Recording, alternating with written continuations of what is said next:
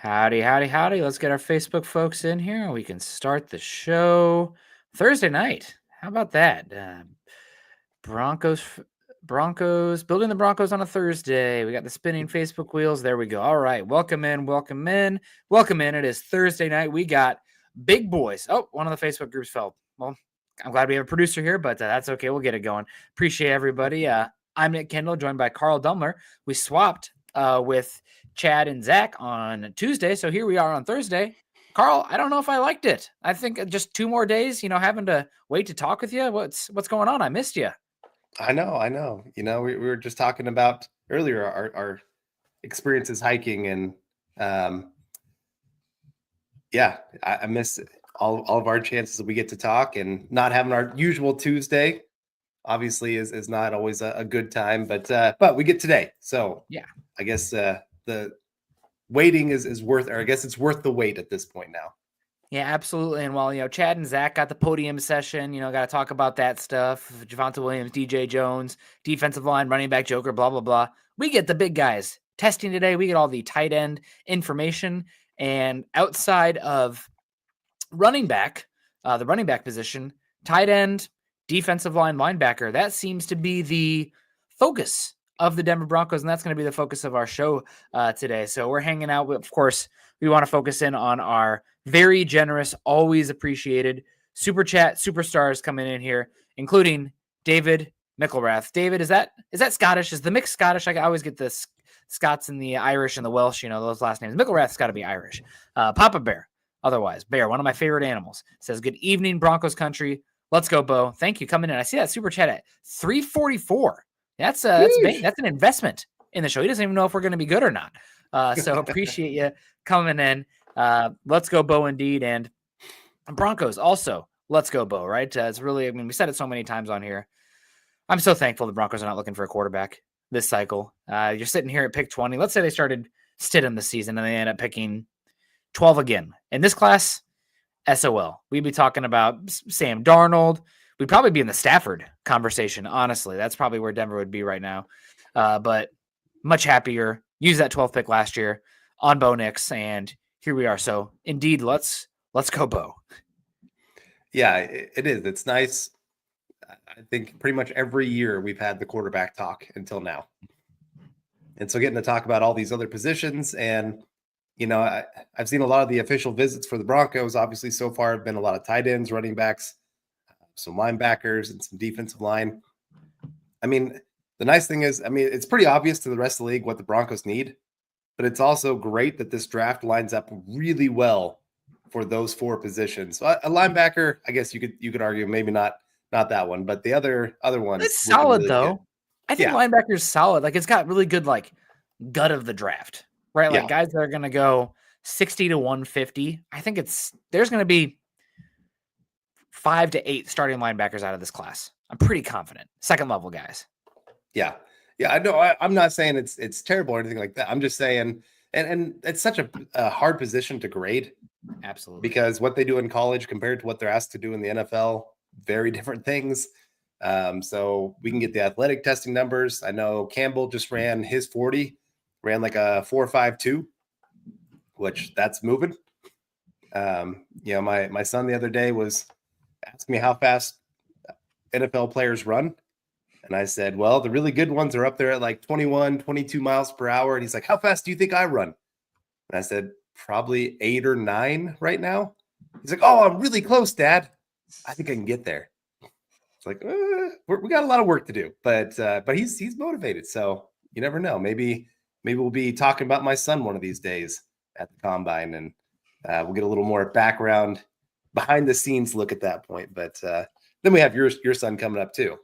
I don't know. He's going to be a violinist or something, whatever. Maybe a cello. Cello's a prettier sounding instrument. Much better for an early starter. But appreciate everyone coming. You got David coming in. Evening, ladies and gentlemen of Mile High Huddle. Thank you for being, ladies and gentlemen. We always love our Mile High Huddle ladies coming in here. We got William coming in here saying, Loveland in a sing. Anyone kind of worried about that? So, yeah, that was some of the news that came out before the combine. Obviously, Loveland has been ever increasingly the number 1 mocked player to the Broncos at pick 20 overall. there's been like some good information coming out of the combine too for Loveland, as far as like some teams like Loveland more than Warren, a more dynamic athlete, a younger player, definitely more nuanced as far as route running. I know that you've been a big fan of Loveland, Carl. And also, so he's coming in, he's not participating because he had a shoulder surgery, and he suffered it in September this last season. I believe it was late September, and he played through the rest of the season with that shoulder injury. So yes, there was a note Adam Schefter tweeted out a couple of days ago that he's supposed to be able to go through non-physical, non-contact drills for the rookie minicamp in like July. And then for the preseason camp and everything run up, he should be full go. So obviously every team can have their own medicals, but if everything's clear there, the medical team's clears it, I actually come away more impressed with Loveland, because in the NFL, and I wrote about Mel Kiper's mock draft. He mocked Loveland to Denver at 20. And my big takeaway was, like, if he played this last season with that injury and still looked that good, I'm impressed. You're going to have injuries. You're going to have niggles, whatever you want to say, throughout the NFL. And some guys, they kind of fold up shop when that happens, which I don't blame them. I'm sitting here. I'm underneath a blanket here for Go Broncos, tie blanket here. So I'm like, I would be crumpled up upon hike on the field, but he played through that injury. That really moves me a lot as far as the football character and person and just the work ethic and putting himself out there for a season where it really went off the rails for Michigan and offensively. Yeah. I know he didn't play in that Ohio State game, blah, blah, blah, but I don't know. I'm more impressed with the football character, even in spite of the injury concern raising a bit. Yeah. I mean, the testing, I don't think we were ever going to be blown away by it with him. I think his numbers were going to be solid to good, but I don't think there's going to be anything that made you go, oh yes, or, oh my gosh, this guy is really terrible. I think he was just going to be an above average tester. So it was always going to be the interviews and the medicals for him when it came to how this combine week would go. And like I said, the toughness part of it, being willing to play through all of that, like I said, I mean, I'm trying to talk about NFL players and what they have to go through. And I don't know what all their bodies are going through at all times, but I think of like Julius Thomas, one of the most athletically gifted tight ends the Broncos have ever had. But a lot of times he would only play if he felt 100%. And in the NFL, I'm sorry, there's going to be very few games that you are 100%. Yeah. If you are 85% at the end of the season and you've played all the games, you should feel pretty darn good about your season and feel like it was a pretty healthy one. So, like I said, for having that kind of toughness, that's exactly what the Broncos are looking for. They're wanting those kind of players added to this locker room. That's what Sean Payton has really been trying to emphasize, is just getting players that really are fully in for the organization, for their teammates, everything. So I would not be shocked if he's really high on the Broncos board. Yeah, football character, like, is the word that a lot of people use when they're talking about those guys. Like, if you took football away from them, would they die inside? And that's somebody like, seems like Colston Loveland. Again, that weird Michigan season, we'll see what happens with them going forward. Bad quarterback play this season. And Loveland, I'm bummed to not get the testing stuff, but only 20 years old right now. I believe he's not even 21 yet. So very interesting. That said, a very high recruit also by the end of the day. So it's not shocking that he's here. I would not say that, Mr. Idaho came in as a Idaho football, I believe, in high school, did not come in as an underdog in the college football or in the NFL draft either. Maybe a little bit of underdog now that Tyler Warren's up here, but it seems like it's more 1A, 1B. I don't know if you saw Fran Duffy. He also had Elijah Arroyo ahead of Colston Loveland in his rankings. So again, maybe a little bit of an underdog, but not totally. And talking about underdog, this basketball season, when your favorite star scores a bucket, we're going to give you an alley-oop opportunity to win money from watching sports with Underdog. Underdog is one of the leading sports apps, and you can play now in your state. Do you want to win up to 1,000 times your money? You can with Underdog. To play, choose whether a player will go higher or lower on one of their stats, such as points, assists, rebounds, or more. Underdog's got all your favorite leagues, teams, and stars to choose from. Create entries with all basketball picks or mix and match across other sports. You can play with as little as $1, and if you get everything right, you can win up to 1,000 times your money. So turn $1 into $1,000 just with your hoops knowledge. Download the Underdog app and sign up now using the promo code MHuddle to unlock a special offer of up to $1,000 in bonus cash when you make your first deposit. Join in on the fun when you sign up with the promo code MHuddle. Claim your special offer today and get up to $1,000 in bonus cash instantly upon first deposit. Must be 18 plus, 19 plus in Alabama and Nebraska, 19 plus in Colorado for some games, and 21 plus in Massachusetts and Arizona, and present in a state where Underdog Fantasy operates. Terms apply. Void in Colorado. Concerned with play, call 1-800-GAMBLER or visit ncpgambling.org. Arizona, 1-800-NEXT-STEP or text NEXT STEP at 53342. New York, call the 24/7 Hope line at 1-8778-HOPE-NY or text HOPE-NY. So moving forward here, Broncos spending a lot of time with running backs. They have 45 official visits. Sean Payton historically has not wanted to waste time or smoke screen or anything with these official visits. So the Broncos, they get 45. They've used a lot of them running backs. They've pretty much met with all the top tight ends, and they pretty much met with all the top, a lot of the top. There's too many to know for sure, but a lot of the top interior defensive linemen. So the Broncos' needs on paper seem pretty obvious. We'll see what happens with DJ Jones. Also, that might change the interior defensive lineman math. I would argue they could still probably even use another body there, all the same. But yeah, any thoughts on just what we've gleaned so far? I mean, I had a chance yesterday morning to talk about the press conferences and everything as well. The Loch Ness Monster stuff, Eric got a good kick out of that from Peyton. But seems like the needs are obvious, and Denver's going to go that way. Yeah, like I said, it's the Broncos don't really have to hide a whole lot right now. You know, obviously, maybe their order of players and whether they're willing to trade up, trade down. We could talk about that from 20. I don't see them trading up.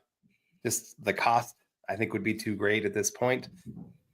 But, I mean, Sean Payton has shown when he falls in love with somebody, he's going to go get them. Mm-hmm. And you kind of just hold on for the ride, and maybe George Payton trying to just halt him a little bit and say, hey, let's wait 2 more picks. And maybe we don't have to give up a 3rd round. We can only give up a 4th round kind of thing. But no, I think it's great. Broncos know what they need. They've done a great job self-scouting. I mean, if we can see it, obviously they can see it. And like I said, with defensive line, you probably need at least 1 more veteran, whether that is bring back DJ Jones or go into free agency. And then you need a draft pick. You'd like to have a rotation of 5 to 6 guys that you can really feel comfortable with being on the field and holding up well. And DJ Jones, I wouldn't mind him coming back. He had a really good season. It's just going to matter the cost of what it's going to take. This being his 3rd contract. I'm not sure. I mean, I think there's going to be some decent defensive linemen hitting free agency. So if he leaves, I'm not going to be too upset about it.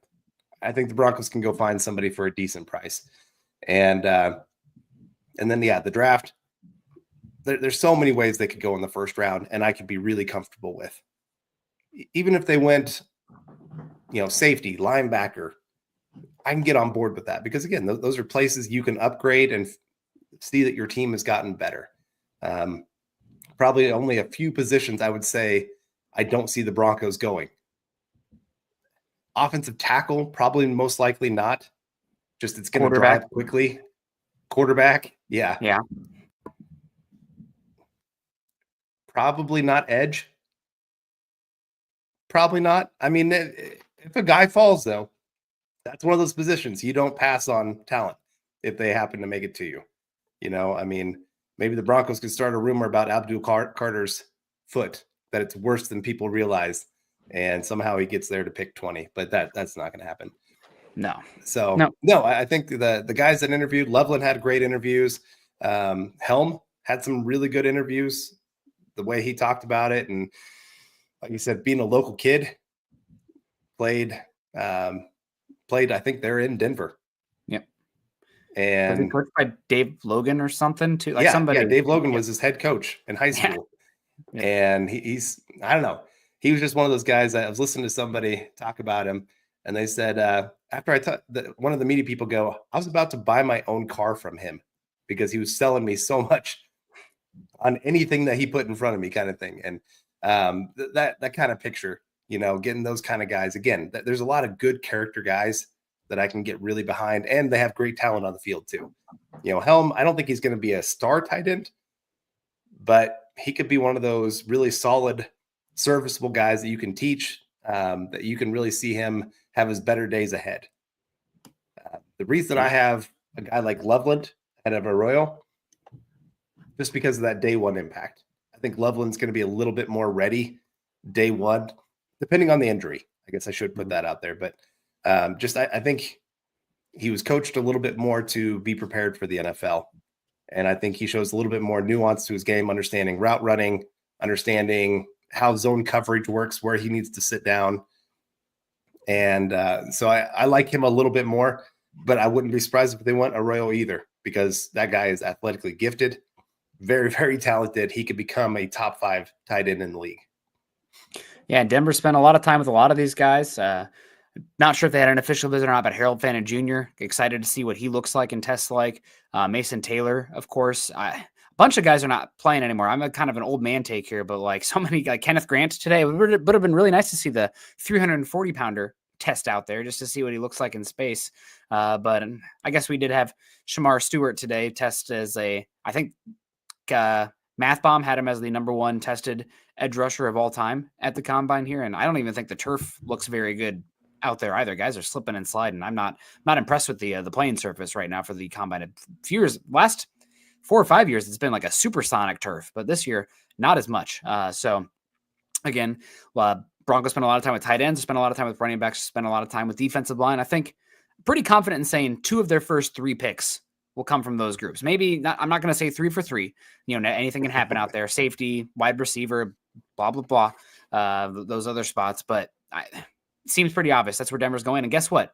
Those are 3 of the deepest positions in this class. So really, it lines up pretty darn well for Denver. We've said that on here before, but I'm having a hard time of thinking like at pick 20, somebody I'd actually be like overly upset with right now.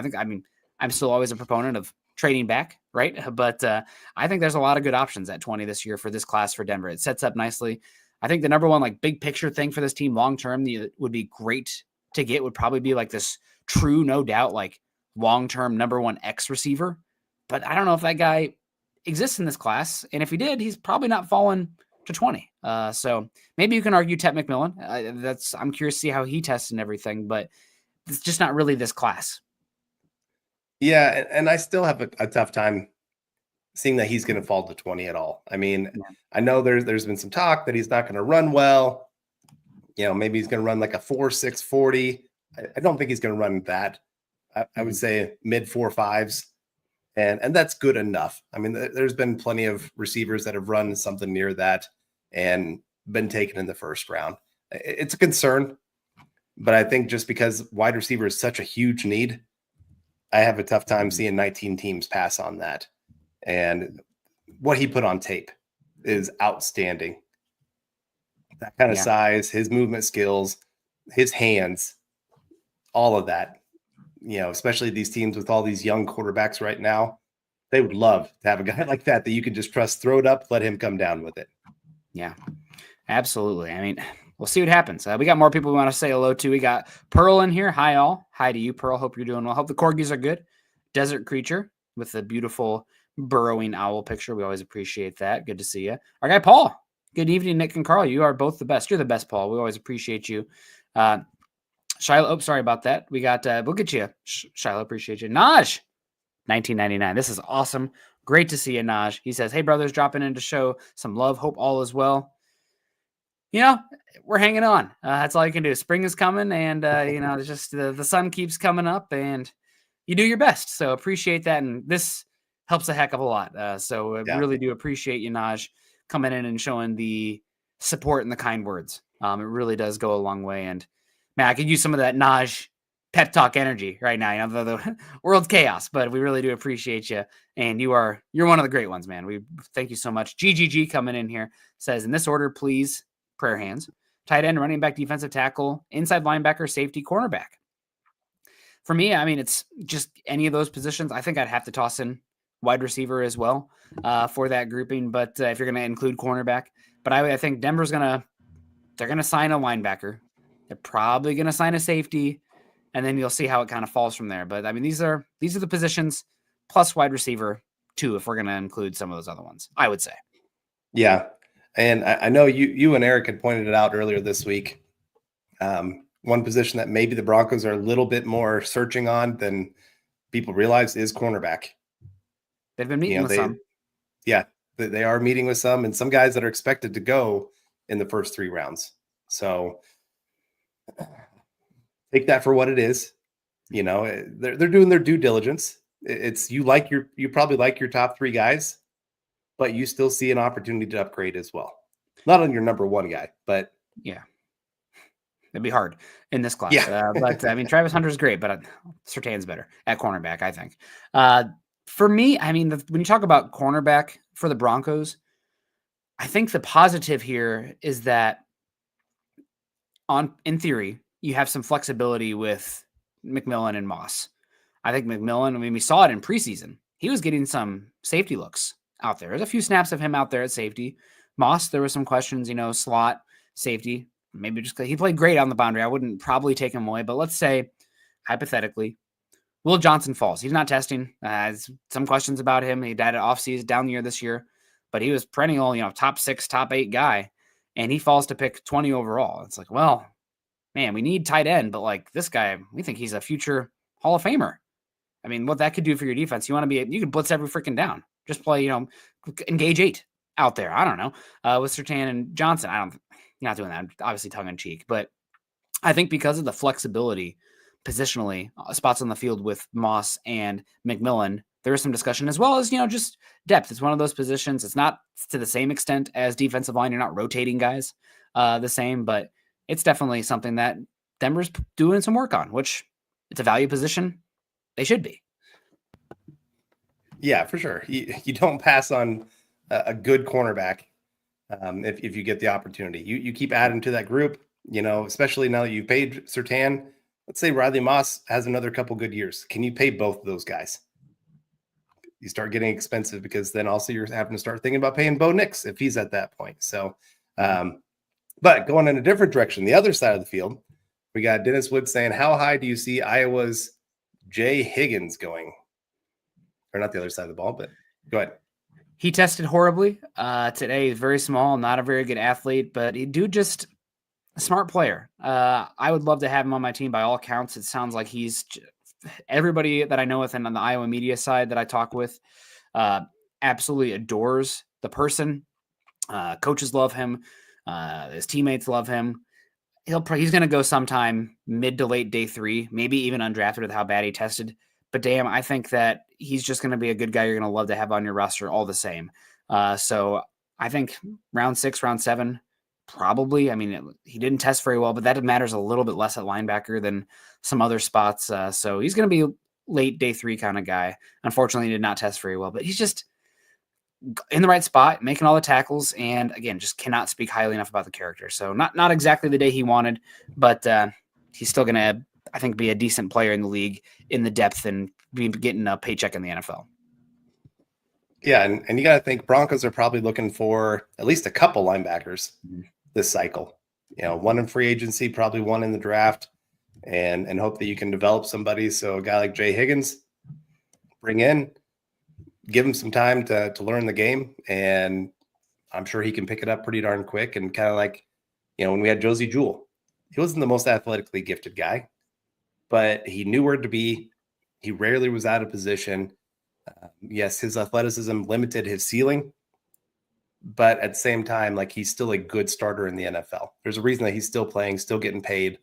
And, I know everybody wants a great athlete at that position that can just fly all over the field.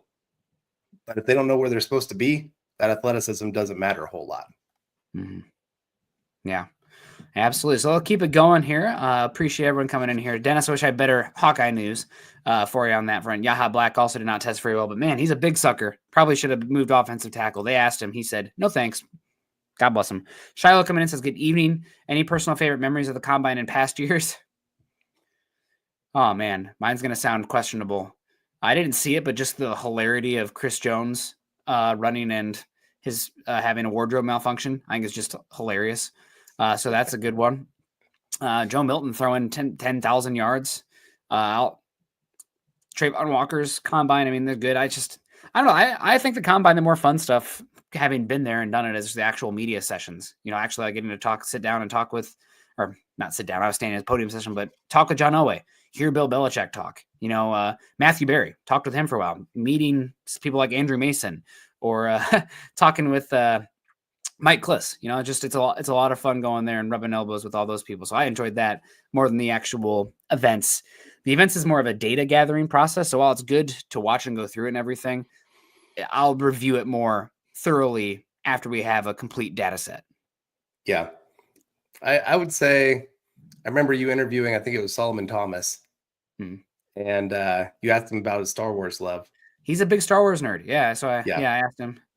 Waste everybody's time, I'm sure, but I don't right. think But I'd do it's that still today. it's fun to get those questions to kind of throw them off a little bit, like, where'd this come from? But still get to see a little bit of the lighthearted side of things. I think that's the part that I love, is getting to hear the players speak and just hear them share some of their personal stories of getting to this moment. You know, some of them have a long, hard path to the NFL. And so to see them not quit on their journey is always kind of inspiring. So I like that part of it. Like I said, the testing, it's fun. I remember, I'm trying to remember Chris Jones Chris Johnson, when he ran the 40, like, it was fun to watch that. Like, that guy was flying. I don't know if the other guys really, they showed kind of the like line up with each other. And somehow the guy that was behind when they lined them up had the faster time. I'm not sure exactly how sometimes that works, but no, that's one of them that always sticks out to me, of just going, man, that man, I don't know if I've seen somebody run quite like that. So I do remember being in the media pit when John Ross broke the 40-yard time. And that was pretty awesome. You know, just like I was like working on an article, having, you know, transcribed everything. A lot easier now with technology. You can just get the transcription instead of sitting there, pause, write it, rewind. But going back and just all of a sudden, there's just the audible roar of John Ross running. Ended up not being a good player. There's a point of diminishing return on those 40-yard dashes. But that was another great one. So yeah, thank you for the memory lane. Jermaine says, Loveland first round, Henderson the second. Adding some weapons there. It's definitely possible. We appreciate you. Woofy comes as a good evening, all. Awesome to see. We got our guy Christopher. Says, good evening, fellas. Good to see you, Christopher. Hope you're doing well. Appreciate you. David coming in saying, what's up with the rumors concerning trading Sutton again to the Steelers? I might be coming from Steelers side of things. I don't know. It seems like Sutton's in these conversations every year. What I imagine happens is they get a contract done with him, and it's put to bed for a while. That'd be my bet. Yeah, after his year last year and Bo Nix and him having some really good chemistry, I can't see the Broncos moving on. And because their wide receiver room, I know they say that they're not worried about it, but I could say I'm worried about it. It really is Sutton and kind of a bunch of other mix and match guys. You know, I like what they did with some of them, like Mims. It was great. But that's not a true wide receiver work, what they were asking him to do. Like, you don't have a number 2 wide receiver right now that you can trust. So there's still some need, and maybe those young guys step up and it's great. But if you get rid of Sutton, I think you've harmed the growth process of Bo Nix. So I can't see, unless Courtland Sutton is asking for the moon in his contract, I can't see the Broncos moving on from him. Yeah. Hey, we'll definitely see what happens. I see the little love fest in here with some of these Bronco Huddle, you know, long timers in there. So great to see you all. Slow man. No, Sholo man says Cooper Kupp ran a 4.6 240. Yeah, it definitely matters less. I mean, there's a reason he fell too. He's got a bigger frame. Cooper Kupp played, you know, essentially move tight end role to a really good degree, but you know, the different players, different roles, and you got to have a good head coach to maximize those guys and have the vision. And I think Denver has one of those guys. I also see some comments in here. I don't know if we mentioned every tight end, but Terrence Ferguson, another Colorado native, Denver met with him. So Denver spending a lot of time with the tight ends. I'm always a little bit hesitant to, you know, full rubber stamp approve tight end in the first round, just because the historical return is not very good. Whereas, you know, your non-first round wide receivers, edge rushers, cornerbacks, like there's an opportunity cost every time you don't go with one of those positions in the first round, because it's so hard to find those guys outside those first round picks. But at the same time, there's no, as Scott likes to say, and I appreciate it because it's a good point, there's no positional value for a superstar difference maker. And if Denver believes they can get one of those guys, whether it be Colson Loveland, Tyler Warren, Ashton Genty, Malachi Starks, Jihad Campbell out here testing well, running big. For sure. There's just, it's risk assessment, right? You're trying to think of like, what's the most, think of the guys, I mean, not to dehumanize them, but as like stocks, devalued position. It's a little more narrow path as far as getting equitable ROI on the pick, where compared to, let's say you take Colson Loveland at pick 20 and he ends up being the 12th best tight end in football. It's probably not very good return on investment compared to when you look at who the 12th best tight end is.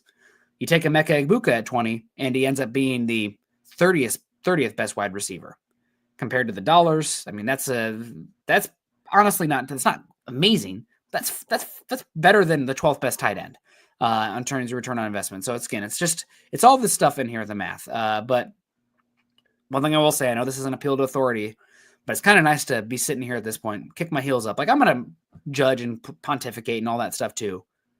But I do trust Sean Payton and George Payton at this point to at least good process for their selection and get some good guys in here. Like you said, the good process. Sean Payton, he's proven he knows how to use a tight end, how to scheme a play for them to get open, to make a play. So if they take a tight end, he's going to know how to use them. If they take a running back, he's going to know how to maximize what they can do on the field. I always think of one of the worst trades that I saw. It was when Seattle Seahawks traded for Jimmy Graham. And, here's this guy that works over the middle of the field. Where does Russell Wilson never throw the football? Middle of the field.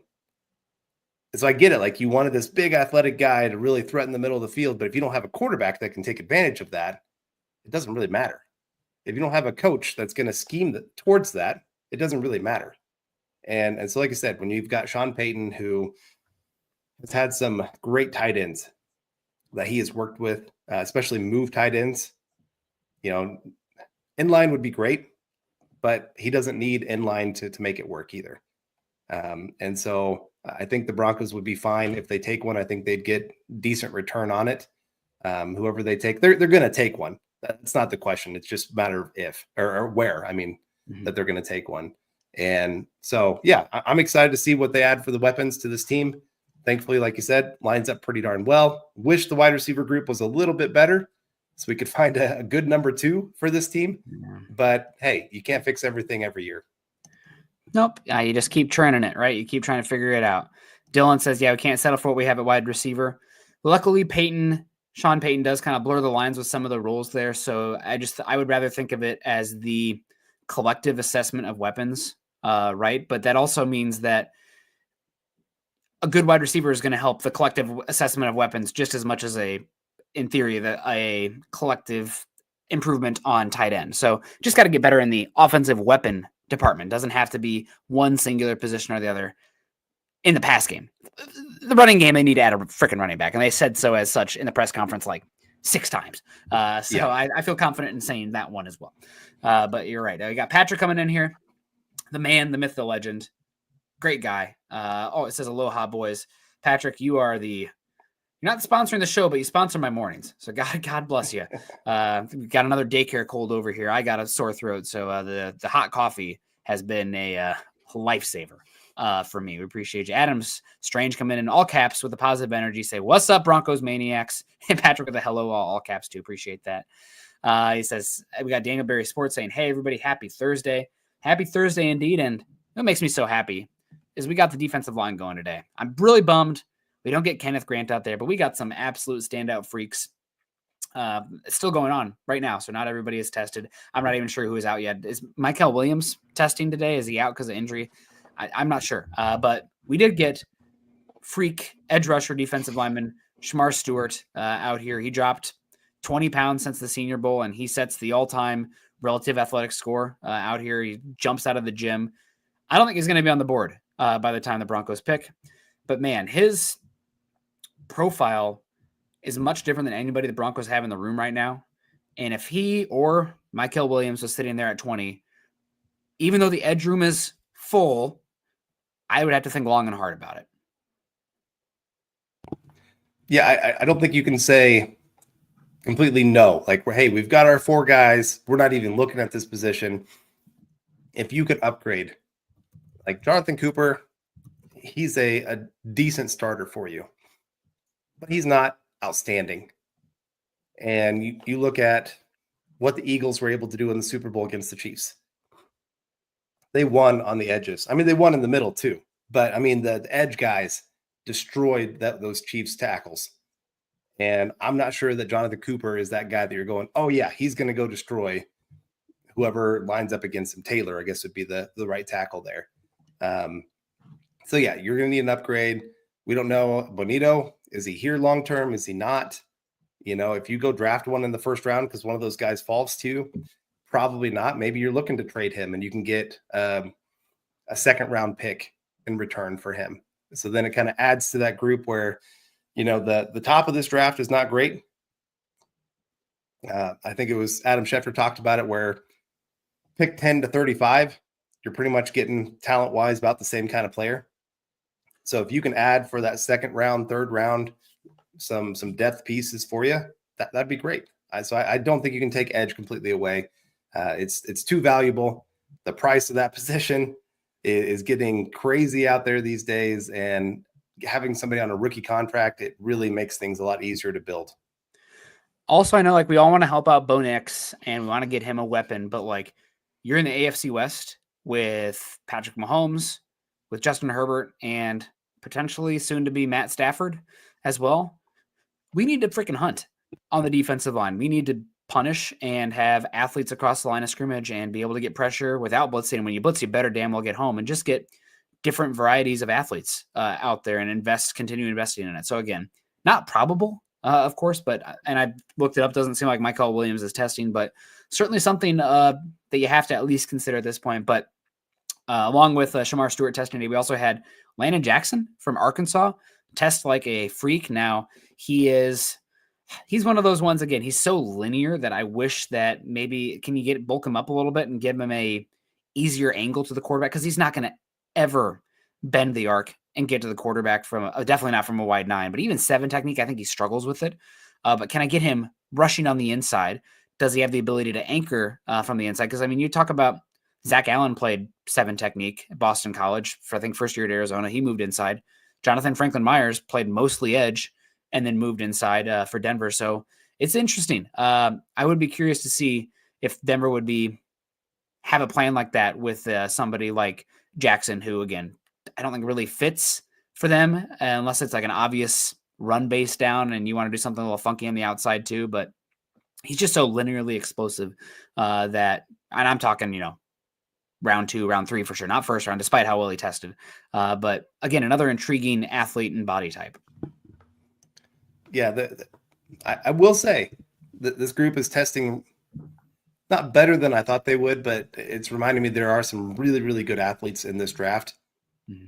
Like, this isn't my favorite draft ever of the NFL. There's been some ones that, you know, I liked guys, 20, 25 guys for the first round. This one, that there's not as many for that, but there's still some really good athletes that you get them in the right situation and with the right coaches that know how to use them, you could get a star on your hand pretty quick. Mm-hmm. Yeah, for sure. So some more guys standing out. Wanted to talk about them. Somebody who's been kind of flirting with the first round, but probably seems more like one of the first few picks in the second round. We'll see. Again, as Schefter said, 10-35, pretty similar. But Derek Harmon from Oregon has himself a day. I know that Jameer Caldwell's the nose tackle there, had a pretty good Senior Bowl, but we have to give a shout out to Derek Harmon, transfer from Michigan State to Oregon this season. 6'5", 315 pounds, 34.5-inch arm length, and he runs a sub 5-second 40. Really, really good. So again, he has a more stout run defender than I expected. I think he's got some positional versatility, 4-eye down to 1 technique. If you want to run twist and stunt game, I wish he was a little bit more explosive on tape out of his stance, but really good long player. So Harmon, really good day today, and somebody that, I mean, if he falls to 51, I think you're running to the podium to bring in somebody like that. I had somebody message me earlier about him, and they said, hey, would you take him at 20? I said, that's a little rich for me at this point. There's some other defensive linemen that I like better than him that I think would be there. So I probably wouldn't go that way. But like I said, second round, if he's there, great player to add. Gives you some decent explosiveness. Needs to, like I said, he's got some things to work on. He's not a finished player at this point, but there's a lot to work with. And he's got the size, he's got the length, he's got some explosiveness to his game. He's got some moves that can get him into the backfield in a hurry. And if you go watch his highlights, you're going to like a lot of what you see with this kid. And there's a reason that Oregon was ranked number 1 for most of the year. And it wasn't just because their offense had a lot of explosive plays. That defense had a lot of really good players, and he was one of them there. Yeah, no doubt. It's a good defense out there. Other guys did want to give a shout out. Ty Robinson, hurts me to say, in Nebraska, though. Fun player at Nebraska for these years. He's always been a menace out there when I've watched Nebraska. He really stands out. I think he wore number 9. So pretty obvious when a defensive lineman wears a single digit. He had a great game, or a great combine. He's moving well. What do you see? He pretty good 4-eye technique for Denver. Is 288, ran a 4.83 40 with a 1.71 10-yard split. Ran faster than Braden Fisk, who went really well last season. Obviously, I don't think he's going to be that type of player, but Denver is looking for a 4-eye body type, 3rd round, 4th round. I think Ty Robinson, with his metrics today, at least puts him in the conversation. Yeah, anytime you run a 4.83, teams are going to take notice of that. And he's got the explosive tests looking really, really good right now.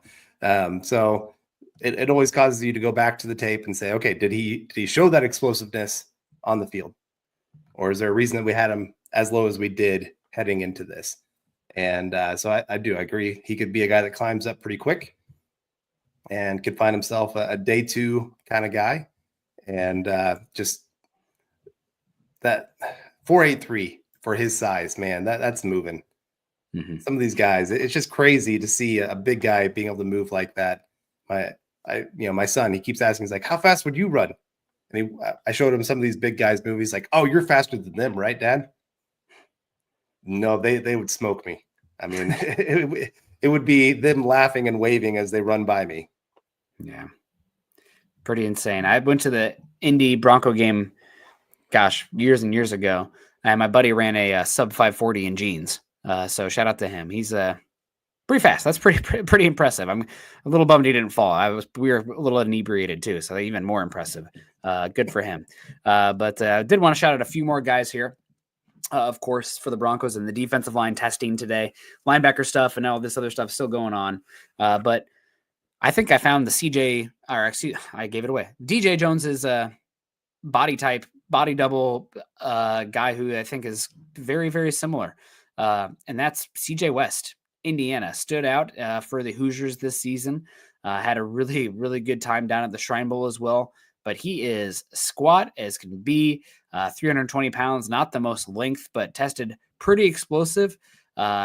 Still an overall good time, though. 6'1", 316, 33 vertical, ran a sub 5 40 with only 31.5 arm length. So, again, you're talking probably 4th, 5th round for him. But if you're looking for a 0-1 technique with some pop, I don't think you're going to love him two gapping with that lack of length, but like DJ Jones, squat, powerful, very good run defender, very much slept on in a very deep interior defensive line class. Yeah, again, another guy that like I said, tested really, really well. He's got some decent movement skills, but you're right, that length is going to be an issue in the NFL. Mm-hmm. If you put him at nose tackle, and then you got a center guard coming at him to double team him, he might get pushed back, which DJ Jones struggled with that too. You know, I think a lot of people view DJ Jones as our nose tackle. He's not that. You know, not on a regular basis. I wouldn't be putting him there. Decent player. I wouldn't mind the Broncos looking that direction either. There's a lot of defense linemen that I could really get on board for the Broncos when I'm looking at this draft. And like I said, a lot of guys testing really, really well so far. Darius Alexander, Toledo, another guy that probably making himself some money with the way he's been able to run. And give shout out to Mic'd Up Live. I know you were on there 2 weeks ago, 3 weeks ago now. I'm like, yeah, time kind of I'm going on this next week. Oh, So fun. here in a week, Thursday, I'll be on the show. So Great. Mike, it'd be great to see you, get the chance to talk to you. Thanks for joining us here this evening. I really enjoyed it too. Just a shout out to Mike, really fun, engaging host. So it was, I had fun being on, good questions, and they let me be Rain Man with draft questions from the past. So that was fun. That was a good time. So shout out to you, Mike. We got Adam says, what round running back selected besides Ashton Genty if available? I think if Genty's gone, I don't know if Denver will go running back in the first, but you're talking about potentially Hampton or Henderson there. Later on, you got Martinez, of course, and you got all these different gadgets, joker backs, Blue, of course, Harvey. I mean, we could go on and on and on with these running backs. Smith from SMU, Allen from Syracuse. And I think if you miss on Genty, then you should probably be trying your darndest to take 2 running backs. Even with Genty, you might want to talk about it. But if you miss out on that one, you want to probably fortify that room even more. So, yeah, I would not be afraid to double up there on all of them. Somebody listed the positions earlier, running back, tight end, defensive line. That could be 6 of your 7 picks, and I wouldn't be against it this draft class. Double up. I mean, you need those positions filled out a little bit. You know what increases your odds? Taking 2 of them. A lot of teams do that, especially once they get round 3 on, to double up on those positions and give yourself a chance. Patriots did that for a number of years, and it worked out really well for them. One more guy I did want to give a shout out here for the Denver Broncos and just the draft in general. Former 5-star recruit, kind of slept on, but man, did he have a time today. And that is Tyrion Ingram Dawkins, 6'5", 275 pounds, 4'8", 640, 169, 10-yard split, 36-yard vertical jump. Man, he is extremely physically gifted. And on the defensive line, I prefer to take chances on the freak athletes on those spots. So you're going to have to do the work on him. Obviously, incredibly gifted. Is his health okay? What's going on with the work ethic, the football character we talked about? But he's one of the ones who came, not very much on my radar. And now is like, oh, buddy, built in a lab. No wonder he's a 5-star recruit. Very interesting profile there. Yeah, no, you're right. He was very inconsistent this year. The little I've watched him, there's some really, really nice plays followed by a lot of where'd he go? Yeah. We're talking day 3. And yeah, well, yeah. You're right. And that's exactly right. That's why you would double up on the position. This is your developmental guy that you see has that potential to become a true starter quality for you 2-3 years down the road when you're going to be losing a couple guys on the defensive line. And then you don't have to worry about going to the draft and drafting somebody high. No, we've been developing this guy for a couple of years. Now he can step in and be a quality starter for us. Georgia, I know you never helmet scout, but obviously they've turned out a lot of really good defensive linemen over the years. And I think that could be part of it for him, as he's kind of been on the depth chart behind a lot of really good players and hasn't had quite the opportunity to grow in the position. And so he could have a better NFL career than he did college career for sure. Yeah. Probably end up an Eagle. Right. But any final thoughts here? I mean, I thought Alfred Collins, again, defensive tackle, Texas, I thought he measured incredibly well. I think he's a little bit more.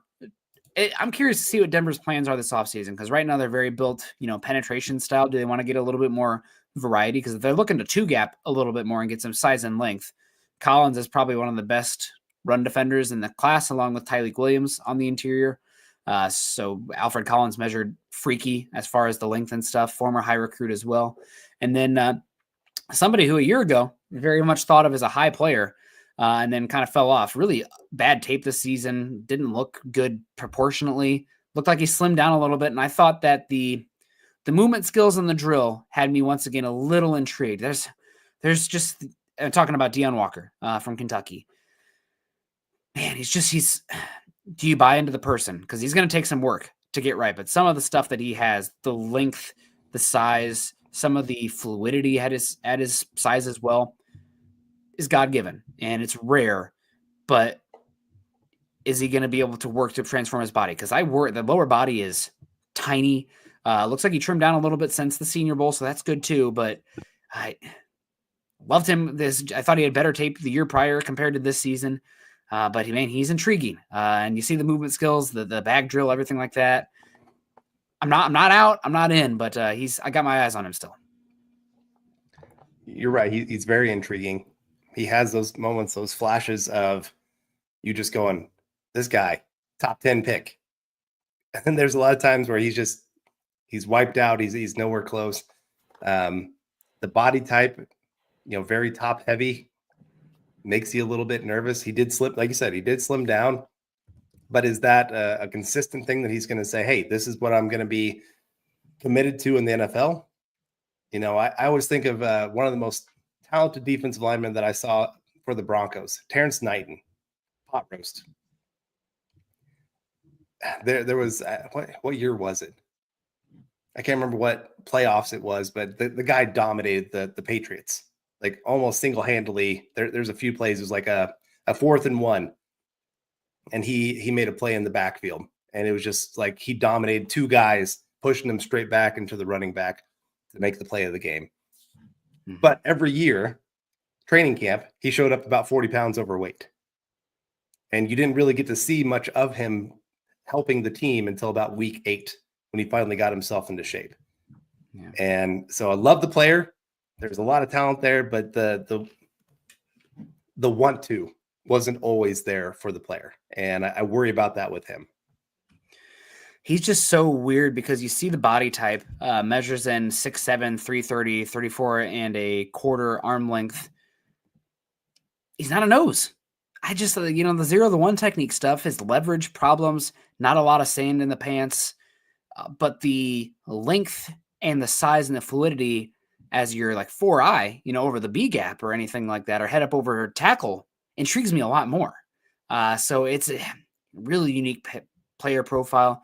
Do you remember Stephen Tuitt from Notre Dame? He's more fluid than Tuitt, but like Tuitt was big, but he just played so tall that he was never going to be able to rotate and reduce down inside.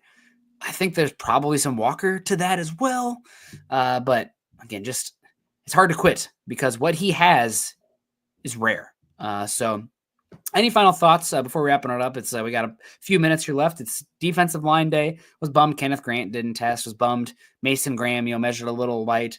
Bummed like all the tight ends are not going to be testing. It's like crazy how many of the tight ends are not going to be out there, which is a huge bummer because those athletic thresholds really matter for that position.